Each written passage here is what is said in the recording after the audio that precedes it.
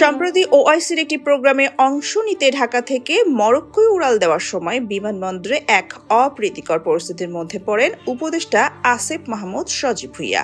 হযরত শাহজালাল আন্তর্জাতিক বিমানবন্দরে স্ক্যানিং এর সময় তার ব্যাগে পাওয়া যায় গুলির একটি ম্যাগাজিন। বিষয়টি হয়ে ওঠে টক অব দ্য টাউনে। তুমুল আলোচনা সমালোচনার মধ্যে আসিফ মাহমুদ জানিয়েছেন, নিজের এবং পরিবারের নিরাপত্তা নিশ্চিতের জন্য তার কাছে লাইসেন্স করা একটি আগ্নেয়াস্ত্র আছে। প্রশ্ন উঠছে, কিভাবে কোন আইনে আগ্নেয়াস্ত্র রাখার অনুমতি পেলেন আসিফ মাহমুদ? চাইলে কি যে কেউ আগ্নেয়াস্ত্র রাখার অনুমতি পেতে পারেন? এ বিষয়ে আইন কি বলছে? ব্যক্তিগত নিরাপত্তার জন্য বিশ্বের বিভিন্ন দেশে প্রাপ্তবয়স্ক ও সুস্থ নাগরিককে সঙ্গে আগ্নেয়াস্ত্র রাখতে অনুমতি দেওয়া হয়। বাংলাদেশেও আছে এই সুযোগ, তবে প্রক্রিয়াটি বেশ লম্বা। আবেদন, যাচাই বাছাই, পুলিশি তদন্ত, জেলা প্রশাসকের সুপারিশ এবং স্বরাষ্ট্র মন্ত্রণালয়ের অনুমতি, এতগুলো ধাপ পার হওয়ার পরই পাওয়া যেতে পারে একটি বৈধ অস্ত্রের লাইসেন্স। বাংলাদেশে মূলত শর্টগান, রিভলভার ও পিস্তলের লাইসেন্স দেওয়া হয়। স্বয়ংক্রিয় অস্ত্র, রাইফেল বা আধা স্বয়ংক্রিয় অস্ত্র সাধারণ নাগরিকদের জন্য নিষিদ্ধ। এক ব্যক্তিকে দুটির বেশি লাইসেন্স দেওয়ার সুযোগ নেই। আগ্নেয়াস্ত্র লাইসেন্সের জন্য আবেদনকারীর বয়স 30 থেকে 70 বছরের মধ্যে হতে হবে। তাকে অবশ্যই শারীরিক ও মানসিকভাবে সমর্থ হতে হবে।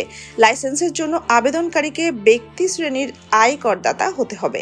লাইসেন্স পেতে আবেদনের আগের 3 অর্থ বছরে ধারাবাহিকভাবে আয় কর দিতে হবে। পিস্তল, রিভলভার ও রাইফেলের ক্ষেত্রে ন্যূনতম 3 লাখ টাকা ও শটগানের ক্ষেত্রে ন্যূনতম 1 লাখ টাকা আয় কর দিতে হবে। প্রবাসী বাংলাদেশি ও বাংলাদেশি দ্বৈত নাগরিকও অস্ত্র পেতে পারেন। এক্ষেত্রে আবেদনের যোগ্যতা হিসেবে ধারাবাহিকভাবে সর্বশেষ 3 বছরের ন্যূনতম 12 লাখ টাকা করে রেমিটেন্স পাঠাতে হবে। সেই সঙ্গে বিদেশে আয়কর দেওয়ার প্রমাণপত্র থাকতে হবে। তবে কোনো ব্যক্তি যদি ফৌজদারি মামলার চার্জশিট ভুক্ত আসামি হন, তিনি অস্ত্রের লাইসেন্স পাবেন না। কোনো ব্যক্তি ফৌজদারি আদালতের মাধ্যমে চূড়ান্তভাবে সাজা বা দণ্ডপ্রাপ্ত হলে দণ্ড শেষ হওয়ার 5 বছরের মধ্যে লাইসেন্স পাওয়ার যোগ্য হবেন না।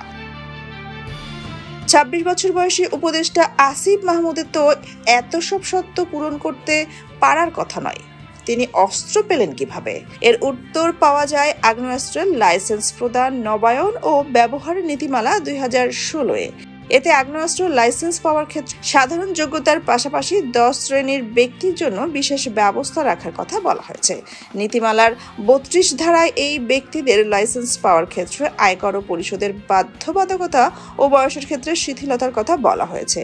এই ধারাতেই বৈধ অস্ত্র রাখার সুযোগ পেয়েছেন আসিফ মাহমুদ। সোনিয়া খান, খবর সংযোগ।